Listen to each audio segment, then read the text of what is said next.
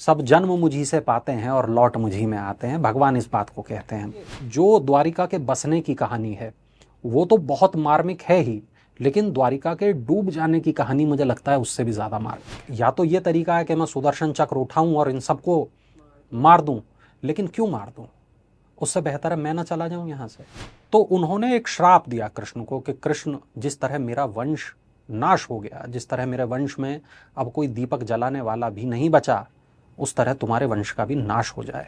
इसके आधार पर वैज्ञानिकों ने यह अनुमान भी लगाया कि ये जो शहर है ये एक से ज्यादा बार बसा और एक से ज्यादा बार बिखर गया। ये बड़े आकार की कलाकृतियां हैं, मजबूत हैं, और यहाँ वाकई कोई शहर था और वो भव्य शहर था, वो एक विराट शहर था। जो डूब गया वो और भव्य था, वो और ज्यादा रहस्यमयी था। समुद्र की गहराइयों में बसा एक प्राचीन शहर जो भगवान श्री कृष्ण की नगरी कहलाता है। हम बात कर रहे हैं द्वारका की। क्या द्वारका सच में डूबी थी या एक बस ये धार्मिक मान्यता या धार्मिक कल्पना है? इन्हीं सब रहस्यमयी बातों पर चर्चा करने के लिए हमारे साथ मौजूद हैं हमारे वरिष्ठ सहयोगी वरुण कुमार जी। वरुण जी, आप इन्हीं सब बातों पर रिसर्च करते हैं और आपकी दिलचस्पी भी ऐसी रहस्यमयी बातों पर रहती है। द्वारका बहुत रहस्यमयी शहर भी है और द्वारकाधीश मंदिर बहुत प्राचीन भी है और उतना ही रहस्यमयी भी। तो सबसे पहले तो मैं ये जानना चाहूंगी कि द्वारका का उल्लेख कहाँ मिलता है? महाभारत, वेदों, पुराणों में कहाँ इसकी कहानी आती है? देखिए, जब हम द्वारिका जी की बात करते हैं तो बहुत पुरानी बात नहीं हुई, अभी 2024 की बात है। भारत के प्रधानमंत्री नरेंद्र मोदी खुद समुद्र की गहराइयों में उतरे, उन्होंने द्वारिका के दर्शन किए। एक बार फिर से सवाल उठने लगा, द्वारिका थी या नहीं थी? थी तो इसके क्या सबूत हैं? सबूत समंदर में दूर दूर तक फैले पड़े हैं। और हम जब बात करते हैं द्वारिका की, जब हम बात द्वारिका नगरी की करते हैं, तो देखिए महाभारत में तो यकीनन इसका उल्लेख है ही। इसके अलावा बहुत से ऐसे धर्म ग्रंथ हैं जिसमें इसका उल्लेख है। देखिए, इनका जो उल्लेख है वो कई धर्म ग्रंथों में है, और जो विष्णु पुराण है उसमें भी इस बात का उल्लेख है। चूंकि आपको पता होगा कि जो भगवान राम हैं उनको हम कहते हैं कि वो मर्यादा पुरुषोत्तम हैं, लेकिन जब हम कृष्ण की बात करते हैं तो हम उनको पूर्ण अवतार कहते हैं, यानी कि वो सभी 16 कलाओं में निपुण थे। उनके पास वो तमाम शक्तियां थीं, उनके पास वो तमाम पावर्स थीं जिससे हम ये कह सकते हैं कि साक्षात भगवान विष्णु वह थे। उनको अवतार कहना भी, हम बस कह देते हैं कि वो अवतार है, लेकिन हकीकत में वो किसी मायने में कम नहीं थे भगवान विष्णु से। खुद सुदर्शन चक्र वो धारण करते थे। बात द्वारिका की जब हम करते हैं तो द्वारिका की जो इतिहास है वो उतना पुराना है जितना पुराना महाभारत का इतिहास है। वो उतना पुराना है जितना पुराना हम कहें कि मानव सभ्यताओं का इतिहास है।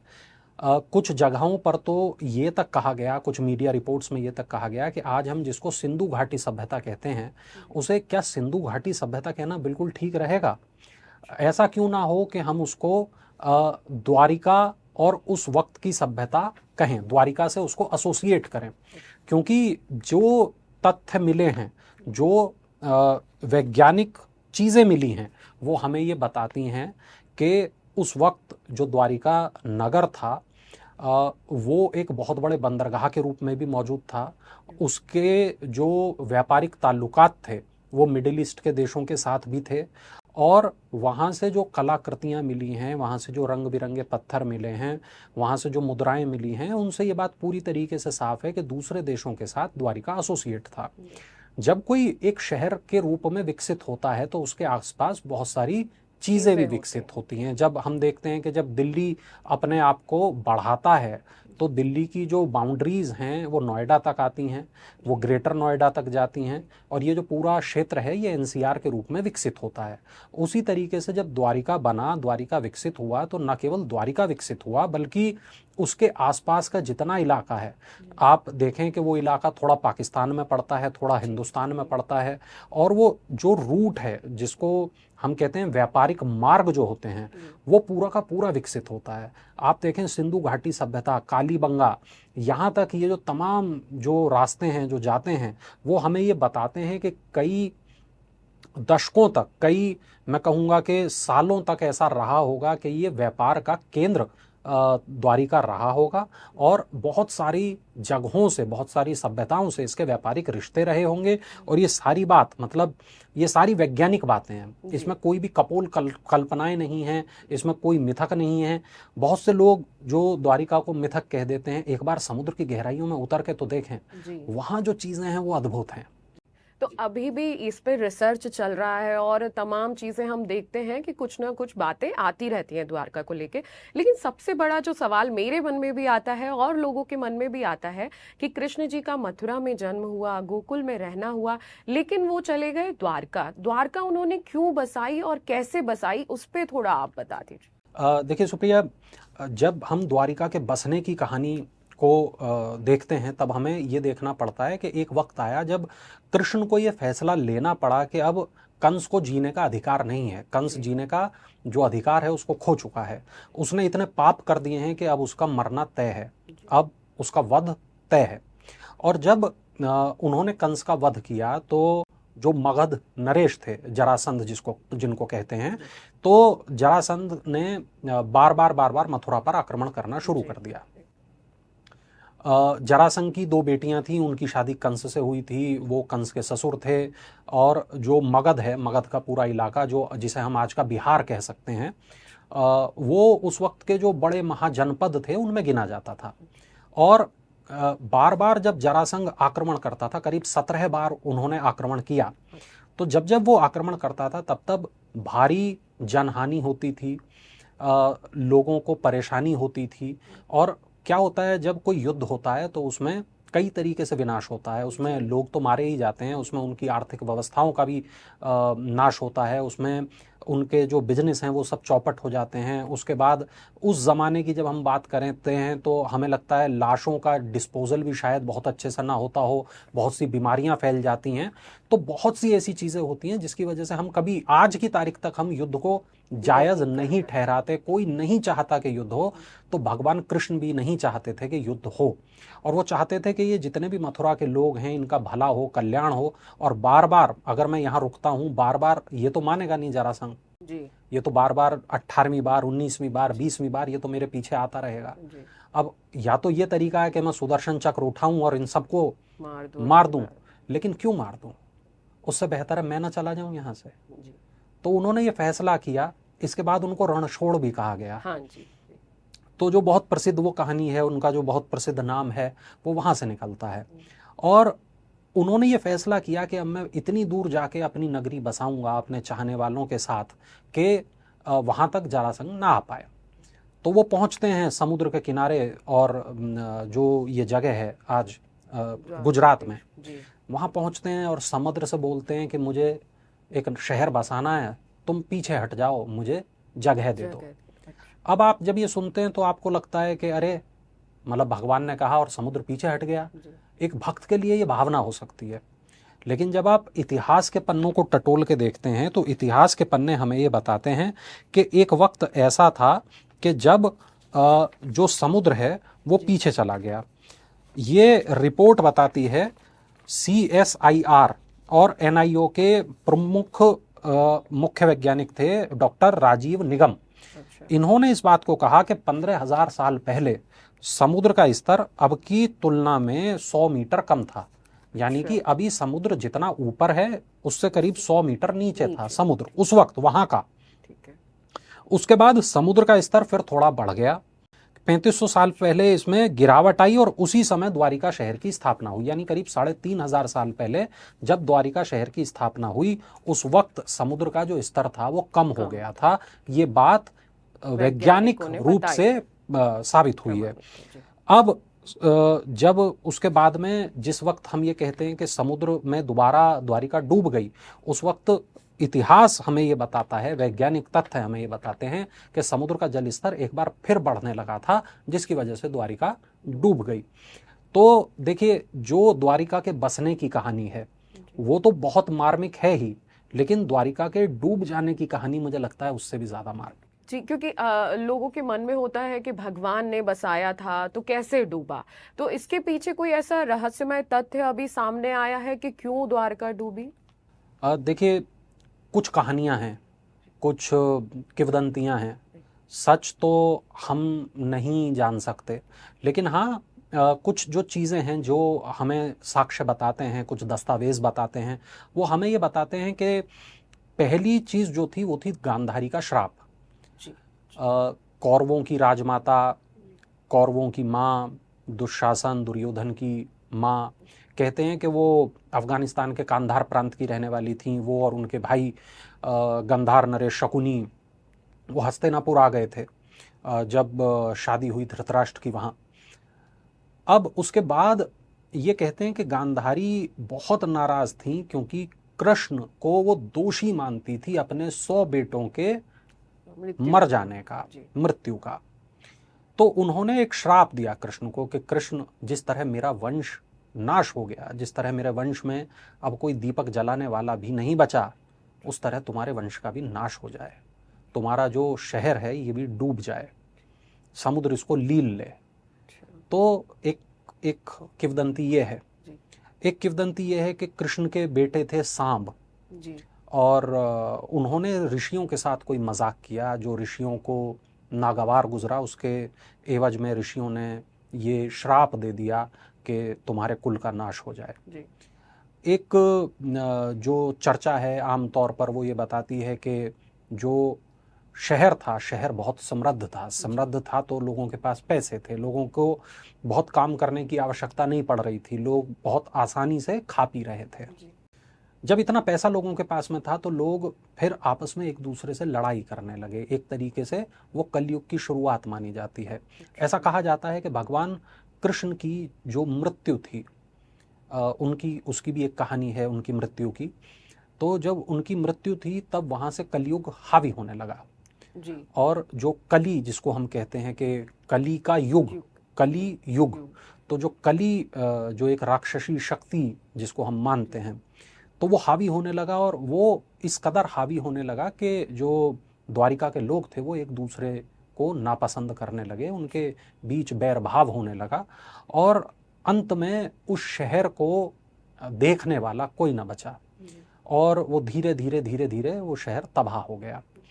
अब आप देखें कि अब हम इतिहास को छोड़ते हैं, अब हम वैज्ञानिक तथ्यों पे जाते हैं, तब वैज्ञानिक तथ्य हमें ये बताते हैं कि समुद्र का जो जल स्तर है वो दोबारा बढ़ने लगा। जी। तो जब दोबारा बढ़ने लगा होगा तो लोग अपने बिजनेस, अपने घर, अपने बार सब छोड़ के पीछे हटने लगे होंगे। समुद्र चूंकि बढ़ रहा है तो हमें पीछे हटना होगा, तो वो पीछे हटते रहे होंगे और समुद्र धीरे धीरे वो सारी जमीन लेता रहा होगा। कहते हैं कि जो भगवान श्री कृष्ण का महल है उसको छोड़ के बाकी सारी जमीन समुद्र ने वापस ले ली जब भगवान श्री कृष्ण का देहावसान हो गया, उनकी मृत्यु हो गई।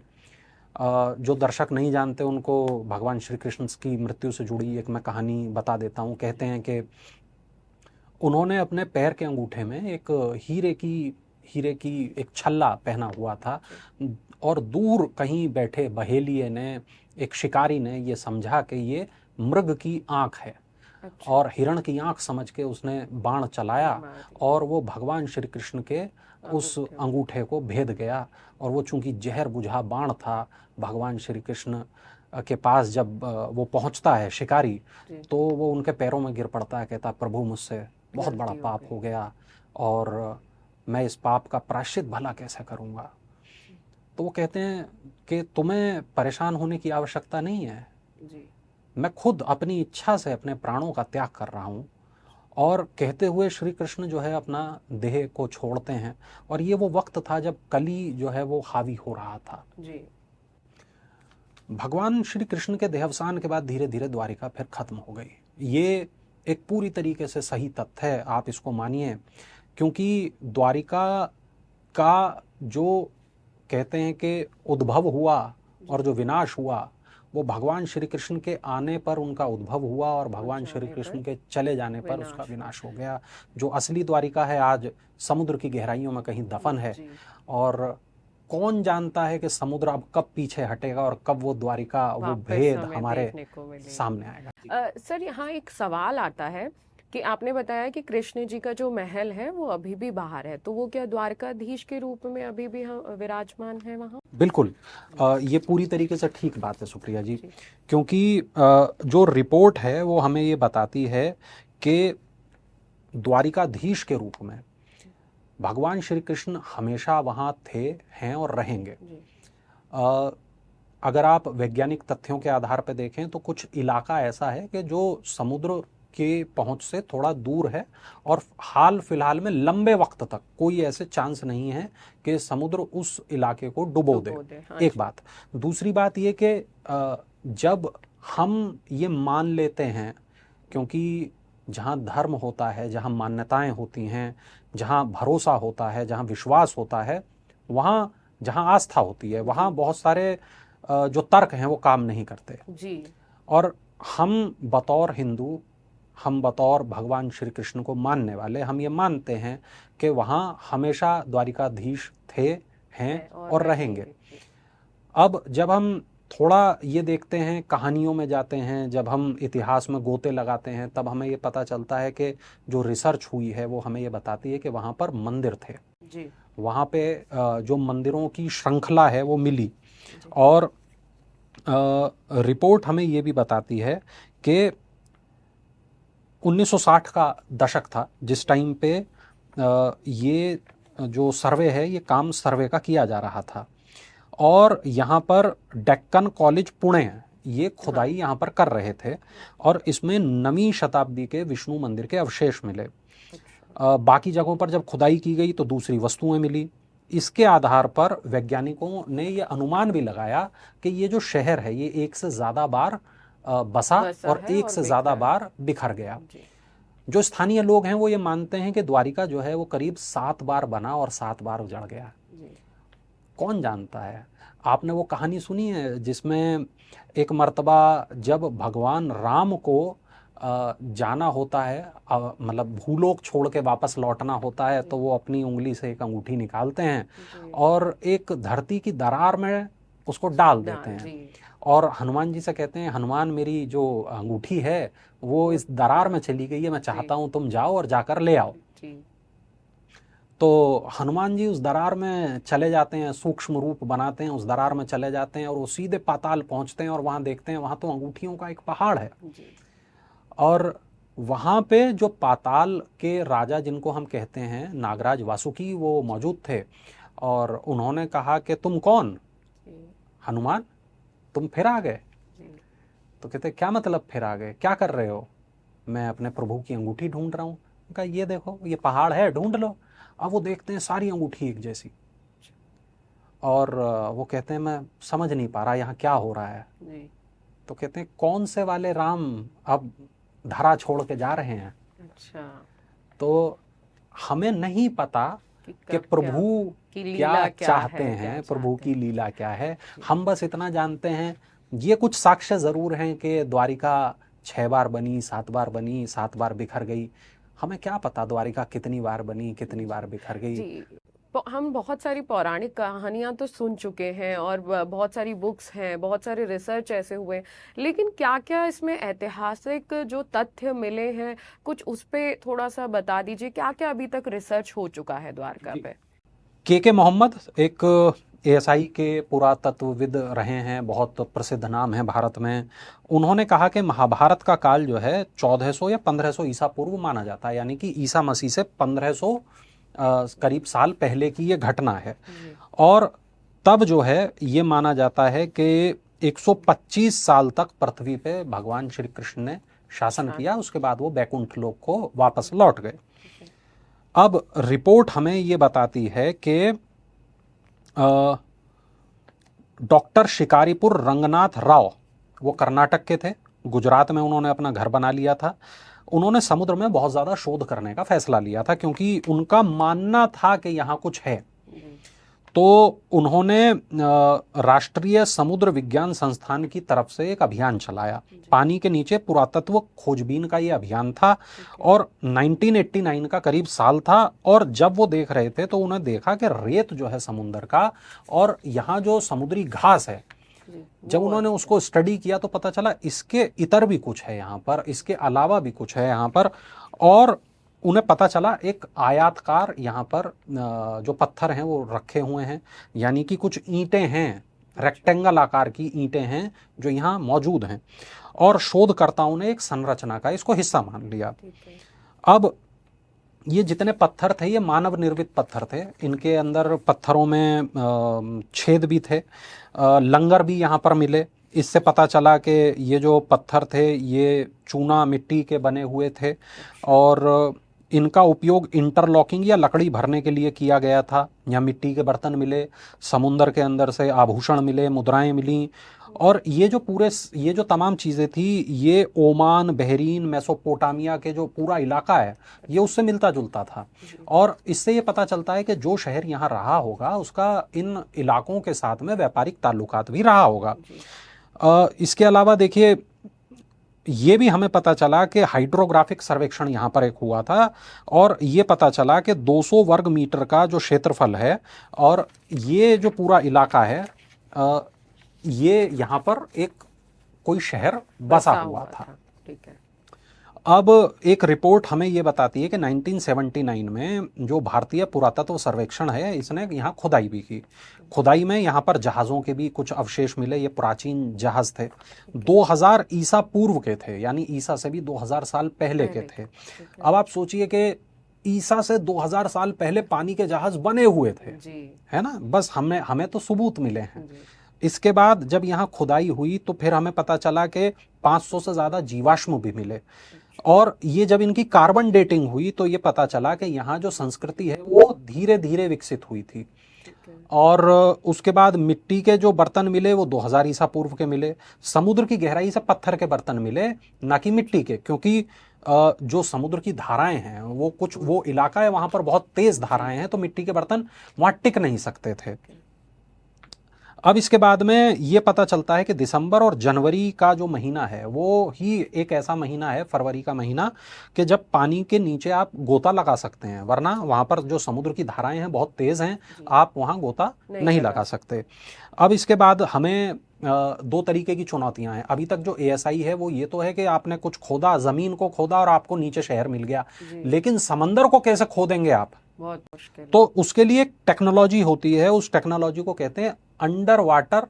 जो पुरातत्व का जो काम है उसको एक शब्द के रूप में परिभाषित किया जाता है।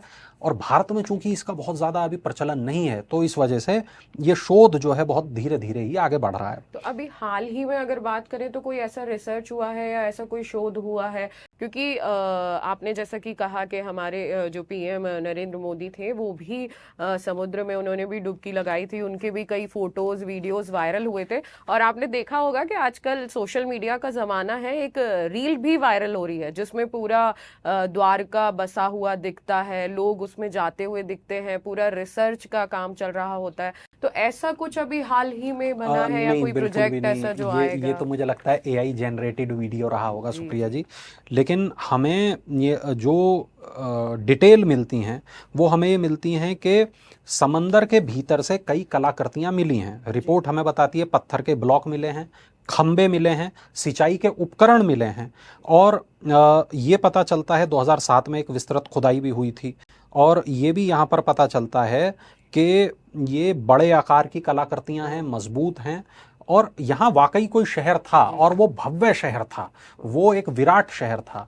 ये तो हम कह सकते हैं कि था, लेकिन हाल फिलहाल में हम ये कहें कि इससे ज़्यादा कुछ हमें मिला है तो नहीं। जी। एक कहानी एक और आती है कि आपने जैसे कि चर्चा की महाभारत हुई थी और उसमें कृष्ण जी का योगदान तो हम सभी को पता है, तो ऐसी भी कुछ चीज़ें थी वहाँ महाभारत में, जो भी चीज़ें थी या युद्ध की जो भी चीज़ें थी, ऐसा कुछ वहाँ मिला? देखिए, युद्ध की ऐसी कोई चीज़ अभी तक वहाँ से बरामद नहीं हो सकी है, नहीं मिल सकी है। लेकिन हाँ, जो हथियार जो उस ज़माने में इस्तेमाल होते थे, मुझे लगता है कुछ हथियार शायद मिले हों। अब आप बहुत पुरानी बात नहीं है, यहाँ दिल्ली से कुछ दूरी पर बागपत नाम से एक ज़िला है, वहाँ पर सिनौली नाम का एक गांव है, वहाँ से कुछ तलवारें बरामद हुई, वहाँ से कुछ रथ बरामद हुए। और उनसे हम ये कह सकते हैं कि ये केवल कपोल कल्पनाएं नहीं है कि यहाँ रथ थे, पहिए वाले रथ थे, आगे उसमें घोड़े बांधे जाते थे, और जो हमारे धनुर्धर थे वो उन पर खड़े होते थे और वो वहाँ से अपने बाण को चलाया करते थे। वहाँ से जो तलवारें मिली हैं वो बहुत ही भव्य और दिव्य तलवारें हैं। उनको जो उनकी जो लुक एंड फील है वो बिल्कुल वैसी है जैसे महाभारत की तलवारें होती हैं। तो हम ये मान सकते हैं कि ये जो पूरा इलाका है, जो हस्तिनापुर का इलाका है, जो ये राजस्थान होता हुआ गुजरात तक जो इलाका जाता है, ये हम यहाँ मानते हैं कि यहाँ पे ऐसा कुछ रहा होगा। दूसरी बात, आपने सुना हो नारायणी सेना के बारे में। जी बिल्कुल। तो भगवान श्री कृष्ण के पास एक ऐसी सेना थी जिसको नारायणी सेना कहा जाता है। जब उसकी एक बहुत छोटी सी कहानी है, मैं बहुत सूक्ष्म सुनाना चाहूँगा कि जब दो लोग पहुँचे भगवान श्री कृष्ण के पास उनकी मदद मांगने के लिए महाभारत के युद्ध में, तो दुर्योधन खुद पहुँचे और अर्जुन पहुँचे। तो जो दुर्योधन थे वो भगवान श्री कृष्ण के पैरों की तरफ खड़े थे और अर्जुन जो है वो भगवान श्री कृष्ण के सर की तरफ खड़े थे। तो भगवान जब सो के उठे तो उन्होंने पहले दुर्योधन को देखा और उन्होंने पूछा कि बताओ मैं तुम्हारी क्या मदद कर सकता हूँ। दुर्योधन ने कहा कि मुझे आपकी मदद की आवश्यकता है। वही बात अर्जुन ने भी उनसे कही और उन्होंने अर्जुन को कहा कि चूंकि पहले ये आए हैं तो मैं इनको पहले देना चाहता हूँ, और बताओ तुम्हें क्या चाहिए, या तो तुम मुझे ले लो या फिर मेरी नारायणी सेना को ले लो। उन्होंने नारायणी सेना को चुना और वो पूरी नारायणी सेना अपने साथ लेके आ गए। अर्जुन ने भगवान को चुना और अंत हम सबको पता है कि भगवान जिनकी तरफ थे वो लोग जीत गए, नारायणी सेना जिनकी तरफ थी वो लोग हार गए। हालांकि नारायणी सेना यानी नारायण की सेना, नारायण की सेना अर्थ का मतलब है भगवान विष्णु की सेना। पर जिस सेना के साथ भगवान विष्णु स्वयं न हो तो कैसे उसे जीत उसे सकते हैं? उसे जीतने का क्या ही उसका जी, अर्थ बिल्कुल। बनता है। जी आगे का अगर हम कुछ इतिहास जाने, जैसे द्वारका के बारे में आपने बताया, तो एक जैसे आपने एक रीजन बताया कि श्राप लगे तब डूबी, लेकिन कहा जाता है कि भगवान उसको रोक नहीं सकते थे। जैसे भगवान ने समुद्र से कहा कि आप पीछे हट जाओ, मुझे एक नगर बसाना है, ऐसा कुछ नहीं हो सकता था क्योंकि प्राचीनता और भव्यता, जैसे हमने केदारनाथ में मंदिर बसा है, सब दर्शन करने जाते हैं, वो अभी भी है चाहे कितना भी आंधी तूफान आया हो, और कहा जाता है कि भगवान की शक्ति ने उसे बचा रखा है। ऐसा कुछ द्वारका में क्यों नहीं हुआ? देखिए, अगर हम ईश्वर पर भरोसा करते हैं, अगर हम आस्थावान व्यक्ति हैं, अगर हम मानते हैं कि सब कुछ भगवान की मर्जी से होता है, तब हमें ये मान लेना चाहिए कि द्वारिका में भी जो कुछ हुआ वो भगवान की मर्जी से ही हुआ। एक बात। दूसरी बात ये कि उनका अपना एक काम करने का तरीका है। उन्हें जब ये लगा कि अब इस शहर को ख़त्म हो जाना चाहिए, तब वो शहर ख़त्म हो गया। भगवान चाहते तो वो शहर बना रहता, पर भगवान, आप जब गीता पढ़ते हैं, जब महाभारत पढ़ते हैं, तब वहाँ भगवान खुद इस बात को कहते हैं कि हर चीज़ का एक वक्त होता है।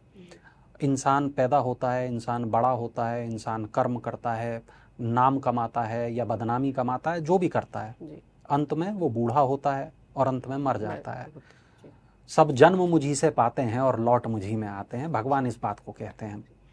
द्वारिका उन्होंने बसाई और द्वारिका उन्होंने अपनी आंखों के सामने ही उन्होंने ये देख लिया कि अब ये खत्म होगी, इसको बचाया नहीं जाना चाहिए।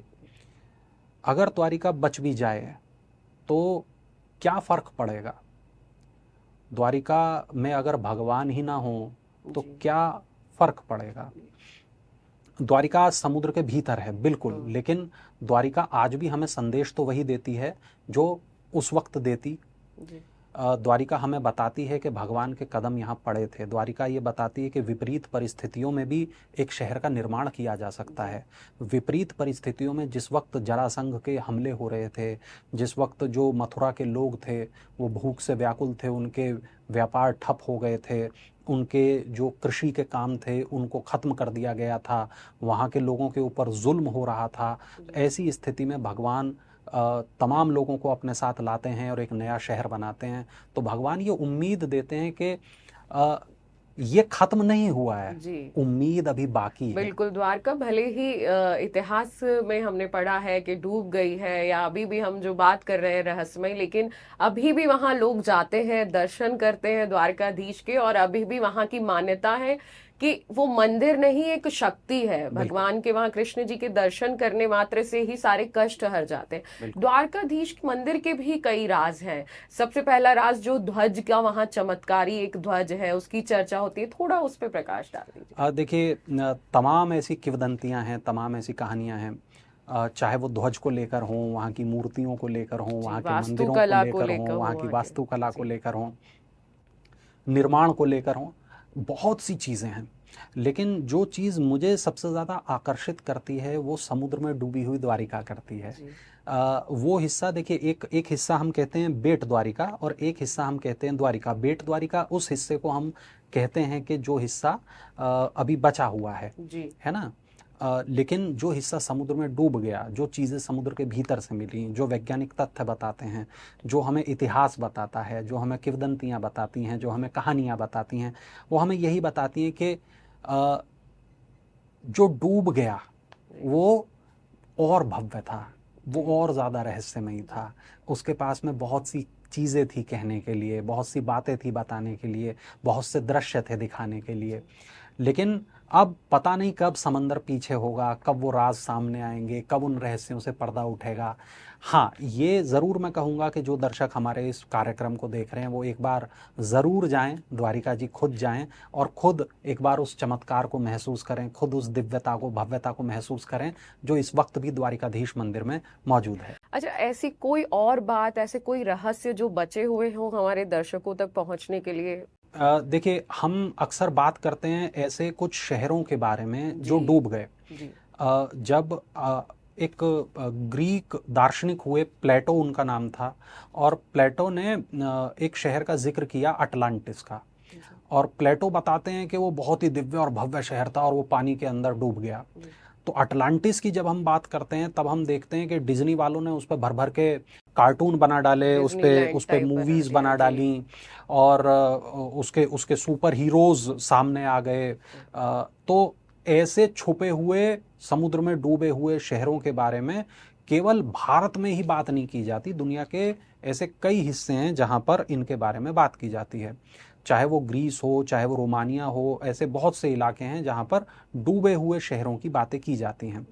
सुप्रिया जी, एक यहाँ पर बहुत बड़ी बात है कि आप देखें कि मनुष्य जो है वो बहुत वक्त से धरती पर रहता आया है। जी इस बीच समंदर कई बार धरती पे आया होगा, कई बार धरती से लौट गया होगा। एक बहुत प्रसिद्ध और एक शहर की बात की जाती है, एक बहुत बड़े इलाके की, भूभाग की बात की जाती है जिसको कहा जाता है कुमारी कंदम। ऐसा माना जाता है कि भारत के दक्षिण में एक बहुत बड़े विशाल भूभाग पे कुमारी कंदम नाम का एक क्षेत्र था जो फैला हुआ था। कुमारी कंदम के बारे में तमाम चीज़ें हैं, उस पर हम कभी विस्तार से बात भी करेंगे। जी माना जाता है कि बहुत ही ज़्यादा वो वहाँ मसाले होते थे, व्यापार होता था, और वहाँ की जो नौसेना थी बहुत मजबूत थी, और वो एक तरफ मेडागास्कर से मिला हुआ था, दूसरी तरफ जो है वो ऑस्ट्रेलिया तक पहुँचा हुआ था। और जो भारत का वो चूँकि हिस्सा था, तो उसका जो संपर्क है वो इधर जापान की तरफ, पूर्व के देशों में बहुत ज़्यादा था। तो आज वो ज़मीन के नीचे है, ऐसा मान लिया जाता है, और कहा जाता है कि जो श्रीलंका है उसी का एक पार्ट है।